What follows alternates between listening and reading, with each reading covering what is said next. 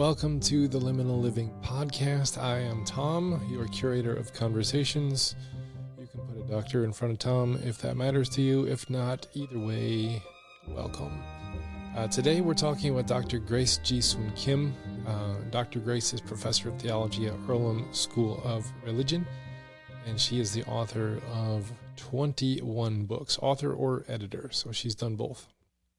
And she writes for Baptist News Global, Sojourners Faith and Leadership, and Wabash Center. She's also published in Time, The Huffington Post, Christian Century, U.S. Catholic Magazine, and The Nation. And she's also the host of the Madang podcast, which is hosted by the Christian Century. And she's also an ordained Presbyterian church minister. Presbyterian. Nice. More of her work can be found on her blog site, Loving Life, and followed on her Substack. That is also has the same name, Loving Life. And she has credentials, and she has experience. Her education consists of a Bachelor's of Science in Psychology, a Master of Divinity, and a PhD in Systematic Theology from the University of Toronto. And she's a member of the American Academy of Religion, the Society of Race, Ethnicity, and Religion, the Social Ethics Network, and the Asian Pacific American Religions Research Initiative. Now, Grace grew up in South Korea in a Christian home and immigrated to Ontario in 1975. And her most recent work that we talk about here today is in such high demand that in order to appear on more podcasts, she is limiting her time with each of them to only 30 minutes. So today we have the honor of 30 of those minutes with her. But in order to fill out this podcast to its normal length, I'm interjecting some commentary from her book in between some sections to expand the conversation. Now, this book, her newest work, is published through InterVarsity Press and is entitled When God Became White. And this book kind of blew up my mind a little bit.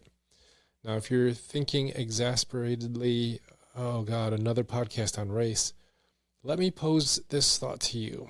Now, many of you who listen to this podcast are wounded by fundamentalist religion.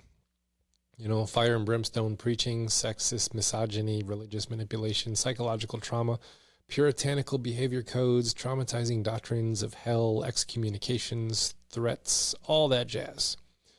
And I'm going to get amens all day long when I talk about this with many of you.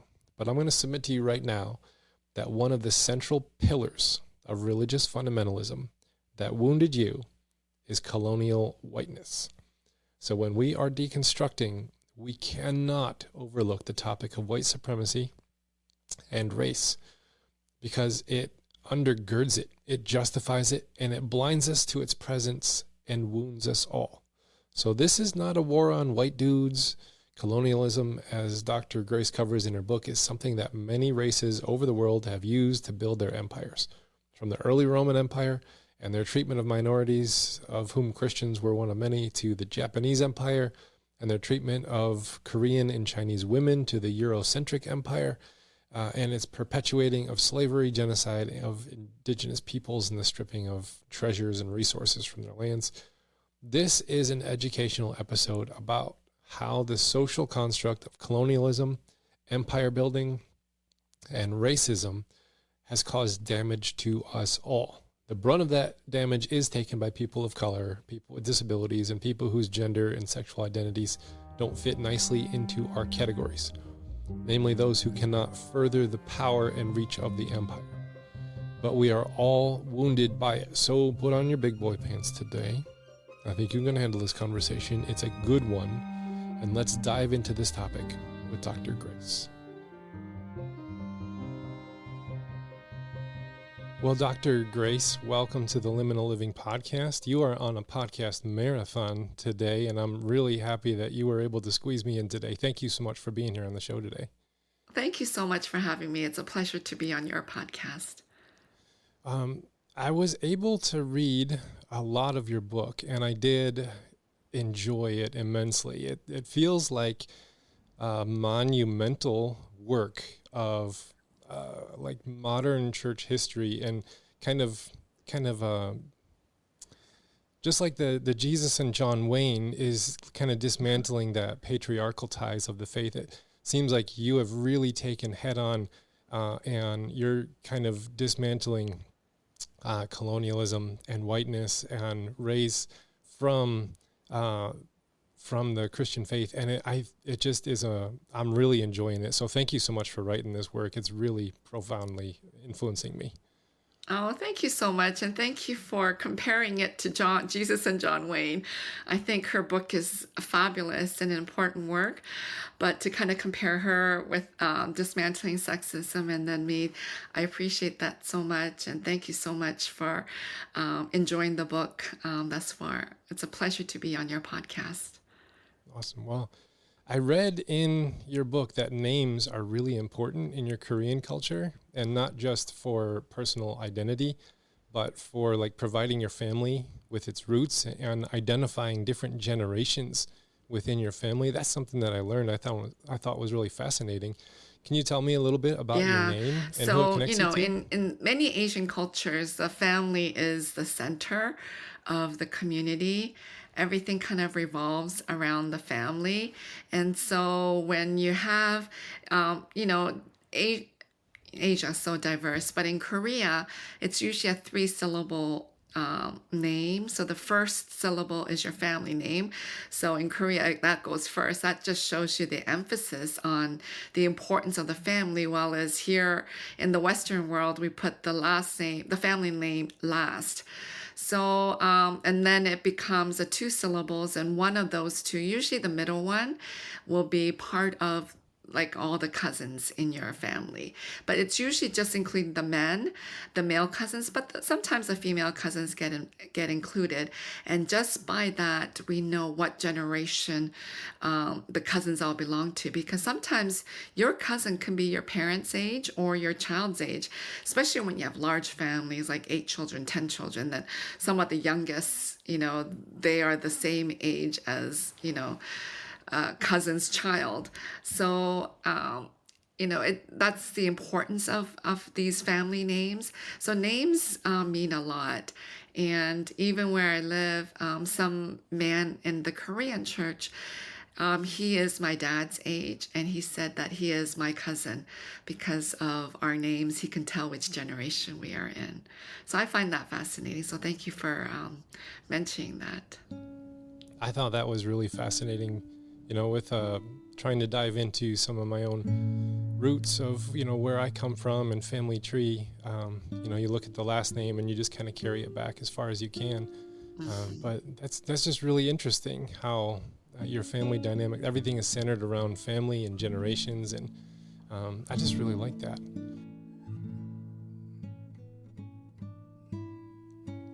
Okay, we got to do some definition of terms, because Dr. Grace is going to go speedily through some of the topics of her book. So please buy her book and go through it. It's very exhaustive in this. So we have to have a little context and history for a lot of the terms that's used today, like Democrat and Republican, conservative and liberal, left and right. I'm not sure we know what we say when we mean these words anymore. As Inigo Montoya once said, I don't think that word means what you think it means. But if we understand the differences that are present within each one, perhaps it'll be easier to help us dialogue at least, and stop making enemies with each other. The philosophical underpinning of being a Republican means that you believe in less taxes and smaller government. Now, whether or not the Republican Party hears this, adheres to this, is up for debate. But that is the philosophical underpinnings of that system. A Democrat is one that is for a larger federal government to help direct social life, and therefore needs taxes in order to make that stuff happen. Now, we're talking about a political conservative. Our minds automatically are drawn to the hot button topics of our day and how they stand against certain groups of people. But the philosophical underpinnings of what it means to be a conservative, regardless of what modern day folks who identify with this title today, is that the systems that we have built are innately good. That's what they think. Our systems that we built are innately good. This is going to include governmental, local, and economic, and the justice system. So if there's a problem in the justice system, maybe it's just a bad judge. If there's a problem in the police system, it's just a bad cop. Right? But the system is good. They believe in what's called the meritocracy, that if you're good, then the good systems will take care of you. And we need to conserve the systems that we have put in place. Now, again, whether or not that is where the conservatives land today or not, that's not what we're talking about. That's historically what we're talking about. Now, a progressive is going to think differently about the systems that we have built. They're going to believe that the systems are innately skewed towards the people in power, and the people without power and authority are at the mercy of the system skewed against them. And the role is not to dismiss the systems, but to offer equity to the people who don't have the power, so that they will have a voice within the systems of power to help balance the scales. That is there. Now, a lot of modern day conservative Christians have adopted a spirit of war, hostility, and aggression towards their opponents. They have emotions of disgust, disdain, and detestation towards those outside of their conservative political camps. And I may be more critical of the modern day conservative movement for this reason alone, although I have many critiques of the modern day progressives as well. But I find it really interesting that modern day Christianity, with their doctrines of depravity, humans are originally sinful, naturally slide into a conservative stance politically that believes in the goodness of the humans and the systems that we built.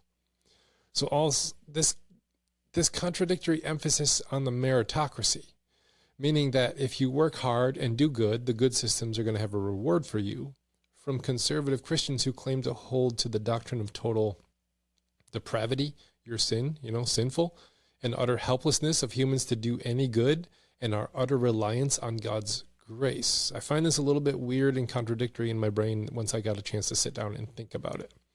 And we have to ask why there is this contradiction within this system of thinking. We always have to ask why. Deconstructioners have to ask why. That's their thing. Why do they embrace the contradiction? Why divide yourself up into two people, a political person and a religious person, and say they have absolutely nothing to do with each other, even though they're absolutely opposed to one another in these areas? And the answer, actually, as Grace is going to tell us about, is race and power. We have to be willing to talk with people who are different than us and have a different perspective than us. And someone like Dr. Grace are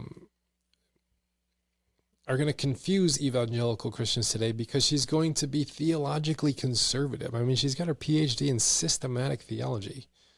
But socially, she's not tied into a political conservative philosophy. And I think that's probably her PhD talking there, as well as her status of an immigrant coming over to this country from South Korea in the 70s and experiencing our culture from the outside. So I think it's important that we listen to her voice and not just write her off as, a progressive or a wokeism or whatever your dog whistle words might be. We have to hear her voice because she has a perspective that we need to hear. And we might not like the answer that Dr. Grace tells us when she says the answer is race, but whatever emotion welled up inside of you right now, don't let it drown you, because this conversation gets difficult sometimes. But just try and tread water with me a while. Get outside of that emotion, look at it, ask it questions, and let's hear what Dr. Grace has to say. Now, your book is really, it does tackle the issue of race head on, and in an unapologetic way. You just write at the front of the book that you said that, where is it? Everything is tied to race. There it is. I begin the book that way. Yeah, everything is tied to Yeah. race. And before I wrote the book, I didn't think that way. But as I was writing, I was totally convinced. So I began the book that way. And I hope that will kind of bring the readers right into it, because many people will be like me before I started writing the book, that it isn't tied to race, but so much of it. And then I connect how that then connects to God and who Jesus is. So, I find it very, very important. Now, as a white man, race is a concept that makes many, for me, uncomfortable. We would say that making things about race only perpetuates racial issues, and then We might even quote like Martin Luther King Jr., like someone be judged by the content of their character, not in the color of their skin. But when you say that everything is connected to race, why is it that that phrase is heard as an extreme statement today? And, if you have the courage to acknowledge it, how can it be really transforming to our faith to accept that? Yeah, so that's quite interesting that it becomes like an extreme statement, which it shouldn't, but it does. And the fact that it makes white people uncomfortable means that white people need to consider it, because in many instances, why it becomes uncomfortable is they are kind of like this raceless group of people, because white becomes the norm. And so if you're the norm, you're just judging everybody else by their color. And so this concept of race, it's not scientific, it's not biological, but for some reason, those in power want to make it biological and as if it's a scientific thing. It's not, it's a social construct, and we have to remember that. So I think white people sometimes forget it's a social construct, but we people of color have to keep reminding everybody that it's a social construct. Biology, we're all one human race.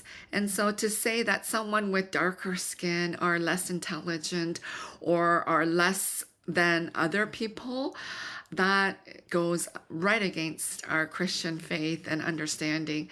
So I think we really have to rethink how we treat one another, how we view one another, and how even white people, that concept got created in the 16th century. We think it was just from the beginning of time, and therefore, race and is biological, it's scientific. We have to get rid of this and understand it was put into place by those who are in power, which are the white people as we view them now, to keep people of color, the term that we use now, under their authority. So we have to, the book goes into more detail about that. So I hope people will delve into the book, When God Became White, to really get a deep understanding, a deep historical understanding of how these terms came into play and how it continues to come into play to maintain the status quo.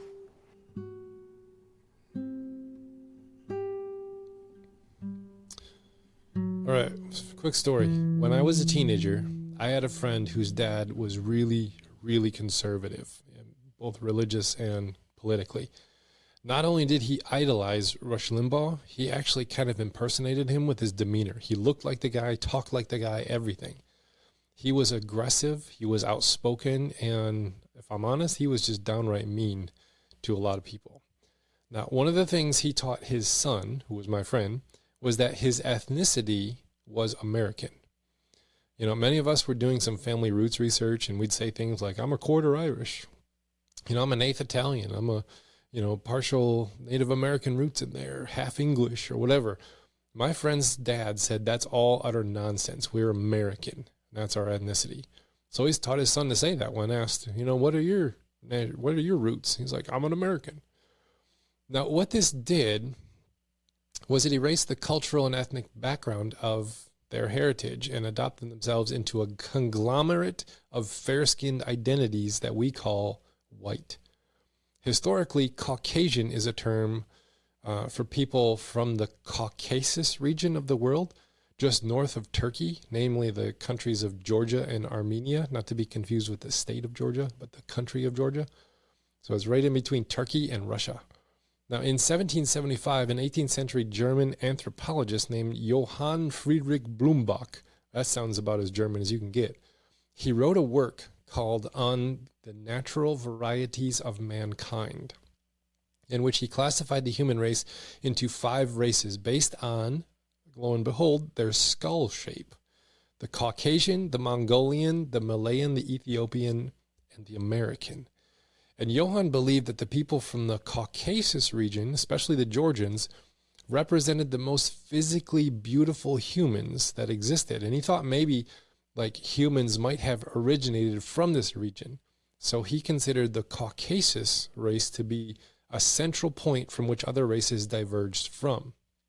Now, this term Caucasian was soon extended to cover a broader group of people who shared similar physical traits, like fair skin and specific skull shapes found in the European area. Now, the term was later used in legal and social contexts, particularly in the United States, to establish racial categories for immigration purposes and census purposes, and then later on, segregation laws. Now, by the 1940s, they summed up 3 races of people: white, black, and Asian. And what about the natives? Native Americans? I guess we didn't care about them. Now, Caucasian and white became a convenient term to differentiate between white Europeans and other racial groups. But it was also a way to make fair-skinned folks superior in beauty, culture, and status. And then came modern-day genetics, which was an entirely different way to classify humans. 23andMe is a popular one nowadays. And it follows your genetic code to your ancestors' place of origin. I'm guessing that many fair-skinned folks are not from the Caucasus region of the world. Maybe you find Northern European ethnicities of, British, English, Scottish, Welsh, Irish, Scandinavian, or the Scandinavian ethnicities of Swedish, Danish, Norwegian, Finnish, Icelandic. Maybe you find Western European stuff like French, German, Dutch, Belgian. There's Southern European, Spanish, Portuguese, Greek. Then there's Eastern European ethnicities of Russian, Polish, Ukrainian, Czechoslovakian, Slovakian, Hungarian, Romanian. So do you see all of these heritages that have been absorbed into the bulk term of white or Caucasian, separating us from our ancestral roots? Now, there are wisdom traditions and indigenous traditions and cultural traditions that are forgotten through the colonialization of our heritages, as well as the heritages of other people of color who are not fair-skinned. Before the term Caucasian, there was the term white, which was created to differentiate between fair-skinned Christians and their darker-skinned slaves. You see, they used to call them Christians and pagans, but we couldn't justify slavery by using racism and say that we Christians, we're Christian and they are pagan. But when they started to convert into the faith, we had to admit that they were not animals and they actually had souls and they were humans. But we still needed a way to elevate fair-skinned Christians over dark-skinned former pagans. So we invented the term white and black. And the Christian missionary movement became a religious colonial project to spread Western white Christendom culture to the pagans. And we demonized their spiritual religions, their indigenous shamanistic practices, and their culture, dress, and their cultural diets. So when we criticize whiteness, we criticize not the average white guy, but the conglomerate category of whiteness that has colonialized the diversity of European cultures into a power structure over and against folks who do not fit into that category. There's an injustice perpetrated upon us who identify as white by removing our cultural roots, but also it benefits us because we can camouflage ourselves into a system of power that can be wielded against others. Does it mean that white privilege is making us rich and preventing us from suffering in this world? No. But it does shield us from overt racial oppression and gives us a head start in a society made for and by people of fair skin. So with that understanding of white and Caucasian and all of those roots, let's move on with our discussion.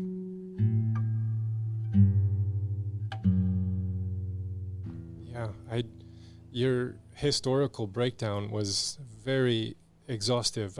It was just so educating. I really liked that part of it. And I've noticed that the permeation of whiteness, I've noticed it in recent years, especially in my own brain formation. And one of the ways I noticed it is that I listen to a lot of podcasts, and when I listen to a podcast, I'm creating an image in my brain of the speaker, and the default race of that speaker is always white.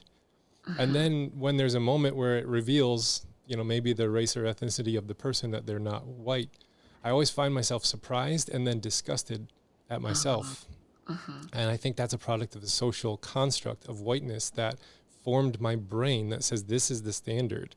right here. And yeah, I just that's something that I've noticed in recent years, and I'm trying to decolonize my own brain in that way. Well, thank you for sharing that. I think that's so important, and I hope many other people go through that same phase and same process as you, because it needs to be done.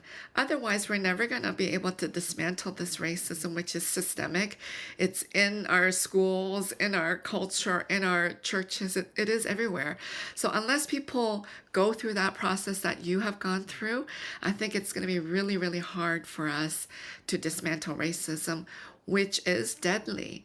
When we think about church history and North American history, it was racism that led to the genocide of Native Americans. It was racism that led into the enslavement of Africans, that it was fine to enslave people, and you can profit off that. And the indentured workers of Asian Americans, and then stealing land from Mexico and Native Americans, that was all done in the name of racism and in the name of Christianity.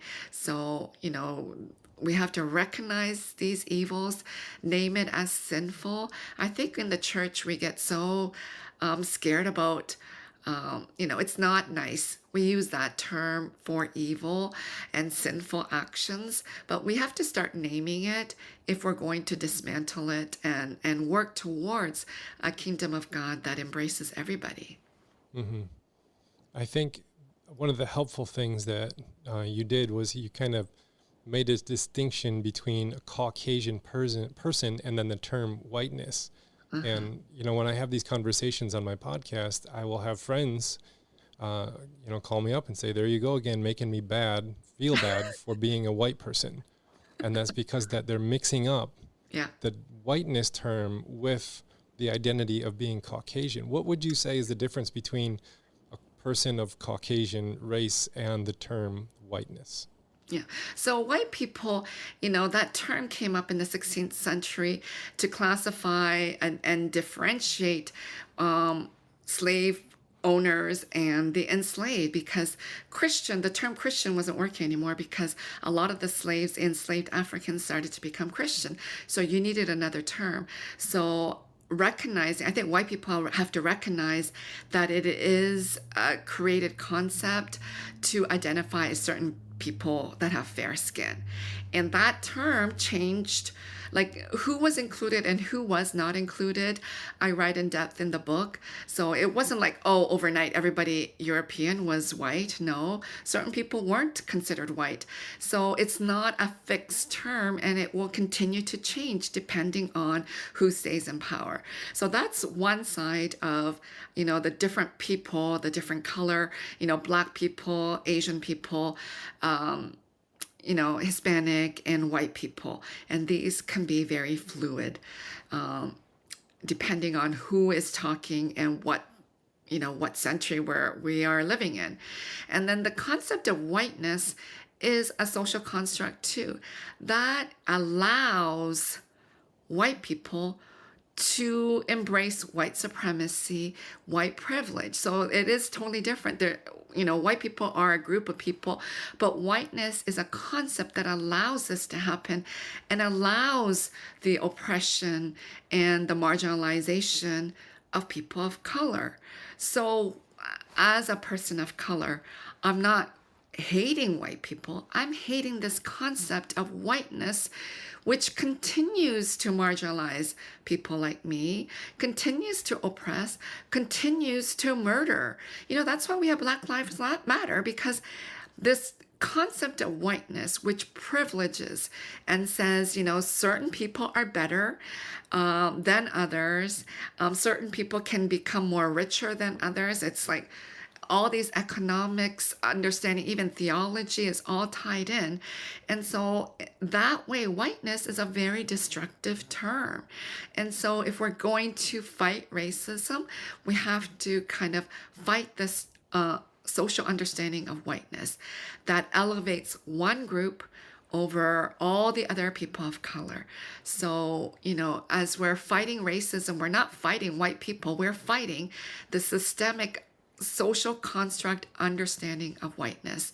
So it's very, very important. I hope the readers who have never heard of the term whiteness can come to understand it and also fight this social construct of whiteness, that they are not better than other people. If we are all created in the image of God, as it's clear in scripture and as Jesus had shared with us in the ministry, then it becomes this good news that you and I and everyone else, we're all equal and we're all created in the likeness of God. And if that is the truth, then let's go ahead and dismantle something that is so destructive, that goes against the good news and the gospel message. I like that. Now, this next section specifically tackles a specific painting as its primary illustration. It's called the Salmon painting, or the Salmon head of Christ. And if you want to pause that and Google, you can. You'll know it right off the bat. It's from an artist, Warner Salmon, and it was painted in the 1940s. And it was actually inspired by a dream that Salmon had of the image and felt compelled to put into canvas. So if you do Google that, there's a high probability that you're going to recognize the piece yourself, because if you've ever seen a conservative church that was decorated in the 1970s, or your Catholic grandma's living room, or an old denominational publication, you have probably seen this work. You can pause that now if you want to go check a look at it. It is in the second row of my search when I Googled Jesus painting. It's right there. So you can also get a more specific and just like Google Salmon Jesus and you'll find it. For those of you who cannot do that right now, what you're going to find is a fair-skinned Jesus with very long, wavy brown hair that has been seriously conditioned with suave conditioner and neatly falling backwards. He's wearing white. He's looking upward. And I've actually jokingly called that painting the Swedish Jesus painting. Little did I know that Salmon's parents were Swedish and Finnish immigrants to the United States, so I guess that makes sense. And part of the Swedish Christian denomination that is today known as the Evangelical Covenant Church, the ECC, they were like entrenched in there. Well, the ECC commissioned the painting of the image to put on a cover of one of their magazines, and another Christian publishing company found the work and then partnered with Salmon to produce devotional art for their publications. Now, their distribution of the image, especially during World War II, to soldiers, made it one of the most well-known images of Jesus in the whole world because it traveled so well during that time. Now, it would be very easy to demonize Salmon for producing a white Jesus that is absolutely against the biblical heritage and historical image of Christ. But it's not that easy. Salmon was a product of the world in which whiteness was the standard, and produced art from that place without knowing the waters he swam in. The way the painting became so popular is also a product of the environment to the receptivity to whiteness. The intentions of the artist and those who received it are not deceptive, but a byproduct of making Jesus white in a society that elevates whiteness is to enshrine whiteness into the very divine trinity of God at the expense of those whose skin color might look a little bit different than yours. So, is it all bunk? Is it all garbage? No, it's all complicated. This is always going to be complicated. But that's the history of the Salmon painting that we're going to talk about in this next section. So we'll dive in there next. You mentioned theologically and growing up, in a white suburban area near Detroit, but really segregated as white. And in the church, I grew up with one of the Salmon paintings in my house. It's the traditional white Jesus, but not the regular one that would come to mind when you think of the long brown hair and the very nicely trimmed beard and the white complexion. But I had a different Salmon painting in my house growing up. It was the portrait of Jesus, white Jesus, standing on a boat behind a young white man who's steering a ship in the storm. And white Jesus is kind of pointing the way. And that's another Salmon one. And now as a pastor today, I like to use images in my teaching. And it's really, really hard to find images for on-screen illustration of biblical stories where the characters are not white. This is really hard. I mean, you just type in, King David search and look at what's there. Even though the Bible describes him as ruddy in skin color, which means like a clay red, we depict him as a very, very fair-skinned white guy. How does this whitewashing of biblical stories influence our theology and maybe even our missiology in this world as Christians? Yeah, that's a great question. I grew up with the other one, the traditional picture. And I also had the picture Bible. So it's like a cartoon. And I think a lot of young kids had it at that time. It was just a very popular thing. And you do get a white image of the Israelites and everyone else in the New Testament too. So I think this is problematic because it's not true to the biblical text or in the Hebrew text and the Christian New Testament. It's not true. And what it does is it continues to reinforce whiteness, which is very destructive. So if you uphold a white male Jesus, and we say that Jesus is the Son of God, then we then portray that whiteness, the white maleness of Jesus unto God. And then what happens with that image is then it says, oh, white men are closer to God than other people. And we see this in church history. So, when we think about the papacy and, the priesthood and the bishops in the Catholic tradition, they were all men because they are closer and they can then understand and be able to preach and teach about God because they're closer to God than people of color and women. And you see this in the Reformation and so on. So for a long time, the church itself was patriarchal and the church itself was white. And so if it continues to teach this message as it did when the white European missionaries went around the world, they shared, in the book I talk about the missiology of whiteness. They then go out into the world and share about how God is a white male God. And the result is to Africans, South Americans, and Asians is that we are not good people.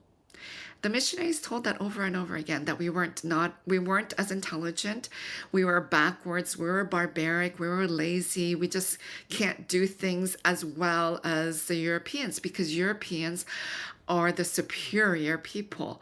So a lot of this, when we think about how we understand each other, that gets tied into how we understand God, which then goes back and reinforces what white people have been doing. Because all this whiteness, all this white male God reinforces that white people are better, that white people are closer to God, and therefore they can enslave, they can cause genocide, they can do whatever they want to people of color. That's why at the beginning of the book I say everything is tied to race. You may not think so, but as you continue to read, not just my book, but there's a lot of other literature now. When I wrote the book, I called it Whiteness, and then the publisher changed it. And then the publisher wanted that picture of Jesus by Solomon on the cover, and I said, no, I'll just go with this colorful image because I was so sick and tired of that other image. I had it. Everyone had it. And my mother kind of basically said that that's how Jesus looks like. So I think the church has just accepted this for 2,000 years. But now when other people are doing theology or allowed to do theology, like women weren't allowed to do it until about 1960s because that was tied in with the feminist movement. And now with immigration and a lot of people of color now doing theology, we are challenging this because it's not biblically sound. And if it leads to killing and murdering people of color, that can't be the gospel. That can't be the good news because God said to love our neighbors.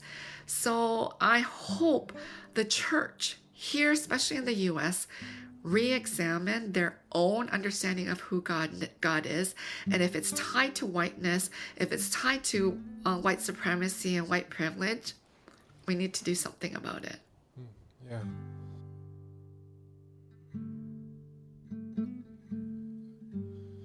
All right. Christian nationalism is anti-Pentecost. Okay? It's not too long ago we celebrated Pentecost as a liturgical season, and that is where, the Spirit comes and everyone's speaking in tongues and fire rests on the apostles' head, right? Christian nationalism is anti-Pentecost. Christian nationalism is the rebuilding of the Tower of Babel. It seeks to make everything uniform for the building of something great. Then God introduces diversity in the Tower of Babel story and confuses everybody. But instead of learning to communicate better and work together, we populate our own lands with people like us and then go to war against the people not like us. Winner takes all. This is the story of empire. It starts with the Tower of Babel, and it keeps going today. Now, after World War II, with Europe in the heaps of rubble, Germany disarmed and humiliated, Russia half-starved and deprived of 25% of their young men in casualties of war, China was devastated by the Japanese invasion, Japan was lying on the ashes of 2 nuclear explosions, and many Jewish people of Europe victims of the Holocaust. America, being so far away from all of that stuff, took central stage in the manufacturing, the rebuilding of the world. And it launched us militarily and economically to the forefront of the line as the largest, richest, most powerful nation in the world. Not a critique, just an observation of historical fact. The winner took all. But this national identity has nothing to do with Christian faith. It is not God's blessing for being a Christian nation. The Christian faith started at Pentecost, and many scholars see the reversal of the Tower of Babel is the Pentecost story. It doesn't make uniform one language, but makes other cultures heard and known to us. When the Spirit of God descended upon the apostles, they spoke in languages unknown to them, but each person there heard what was being said in their own language. Unity in diversity. All the tribes and tongues and nations included a non-political kingdom of God, all included within that. Now, with the temple about to be destroyed, Jesus commands the disciples to form small local communities around a table called communion and this meal, so that when the temple system fell apart, they're not left without a central hub of worship, but have diversified geographically and culturally. Now, the book of Acts is the account of this happening, how it evolved, and how it spread. It self-corrected when it got it wrong, and the New Testament epistles are all letters to these small communities instructing them as they evolve to apply the gospel into their specific context. And then the book of Revelation is a warning for Christians who wish to rebuild the empire of all of the inherent evils that are going to come with empire building.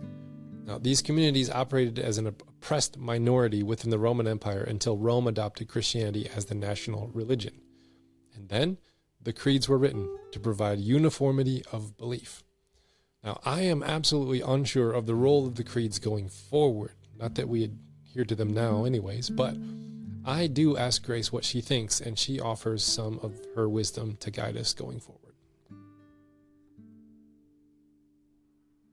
And you do a really, really well done historical research on Christianity's transition from a Palestinian religion into a Eurocentric religion. Yeah. And you say that it's essential for Christianity to decolonize itself from whiteness if anything is to change. Now, it took hundreds of years to permeate it to the point where we're at now, and the task seems so overwhelming and near impossible. What is it that gives you hope that we can take the steps that we need in order to seek proper justice that is centered on the New Testament vision of diversity and unity? Yeah, sometimes I don't want to continue the fight, but I think it needs to be done because I see the damage around me and even to me. So I'm not going to just sit back and allow this damage to continue. And, as I mentioned before, there are other authors, scholars, theologians who are now trying to fight this.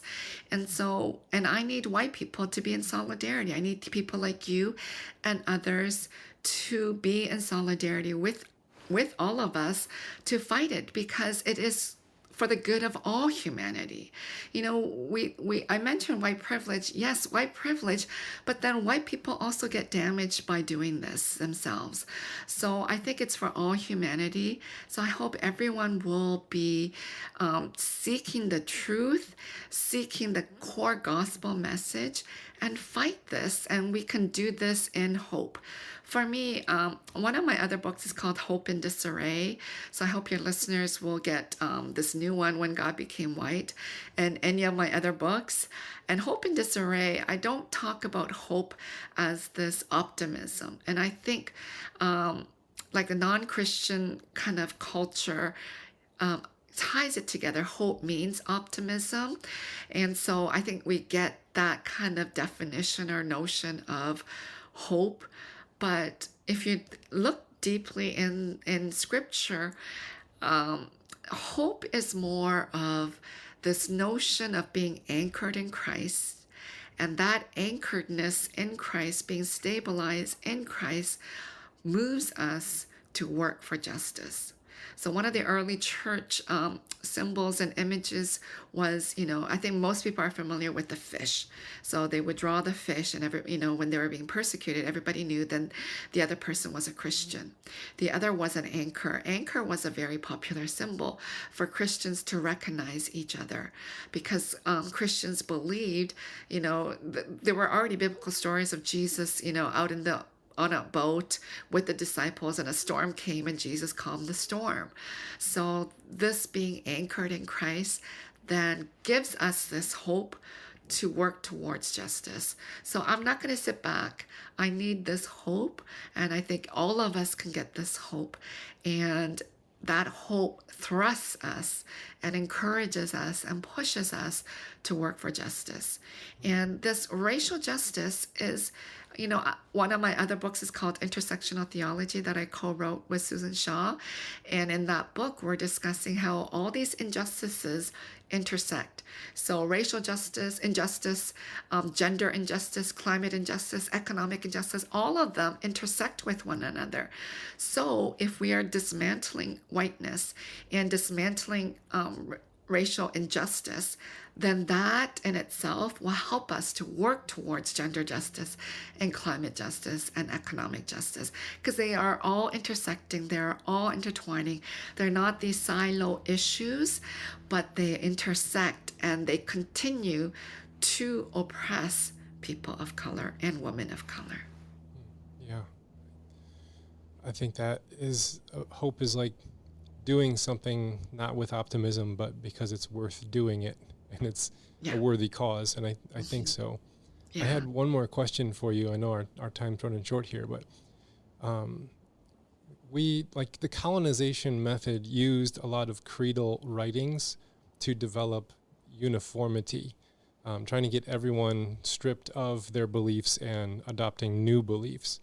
And I think that there is a healthy way to express creedal doctrines in an unhealthy way, but I'm not sure the intersections yet. What role does theological creedal development play in the decolonization of our faith? Does it have a place, or do we need to rethink it altogether? Yeah, so, there are many churches who are very creedal, and then there are those that are not. But I think just focusing on creeds and then expanding it to liturgy, I think so much of our creeds and liturgy reinforces whiteness. Our hymns, we talk about our Lord, fairest Jesus, cleansing us by your blood, or, a white lamb coming to save us. So the image of white being good and dark and black being evil is within Christianity and in our society, pop culture, in our movies, you see it. So I think we really have to question some of the creeds that we have inherited, and really think about language. I know some of your listeners will say language isn't important, but it is so important, because in the church and in theology, when we talk about God and we're addressing God, Words and language is all we have.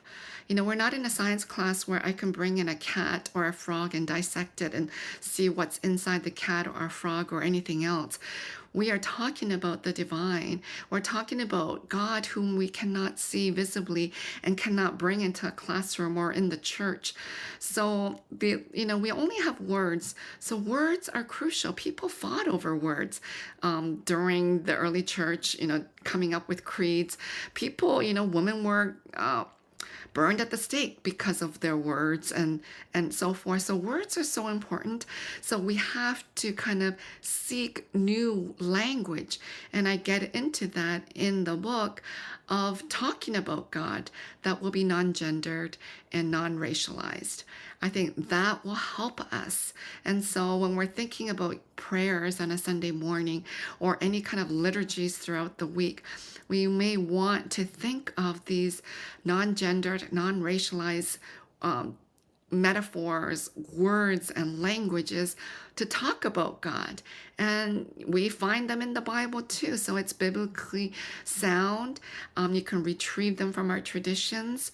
So I hope your listeners will do that and practice that, because that in turn will help dismantle whiteness, which has been so destructive in our country and beyond. Well, I agree, and I'll stand in solidarity and do what I can do. And thank you for being here on this show. How can someone connect with you, what you're doing, and where do you want to send them to buy your book? So When God Became White, it's both audio and ebook. I think the audio isn't out yet, but it will be out soon, and in print. So you can buy them anywhere books are sold. You can go to InterVarsity Press or any local bookstore. If they don't have it, you could encourage them to order it for you and have it in the bookstore, or any online bookstores you can order. And people can follow me on my Substack. You can subscribe for free or do monthly subscription. That's like $5 a month or less to support my writing, and it's called Loving Life. So you can just Google my name and find me on my Substack. And I'm on social media everywhere: Facebook, Instagram, Twitter, and Threads, and TikTok, all under Grace G. Sun Kim. So whatever platform you are on, please do follow me. And I host Madang Podcast, which is hosted by Christian Century. So please subscribe and listen to my podcast too. So thank you so much for having me as your guest. Yes, and I'll make sure to put those links in the comments. So thank you for being here. Thank you so much. Well, thank you for listening to the Liminal Living Podcast. Thank you for making space for Dr. Grace and for some of my commentary based on what I learned from her book. That was amazing. Go and buy it. Make sure to check the show notes for links to Dr. Grace's material and books and blogs. This book is a great read, and it offers a broader perspective of the state of modern Western Christianity. I learned so much from her book, and even talking to her here. And these reflections that followed here that I've done, they developed into this commentary that I did. So thank you for letting me do that and for sticking with me through a very hard topic. And as always, make sure you have subscribed. If this was an episode you particularly liked, consider sharing it on your socials or forwarding it to a friend. Also, you can rate and review the podcast wherever you listen, and that helps folks find us. So next week, prepare to have your philosophical mind blown as I talk to Irish author, thinker, one of my favorite humans on the planet, Peter Rollins. So we will see you then. Peace out, my friends.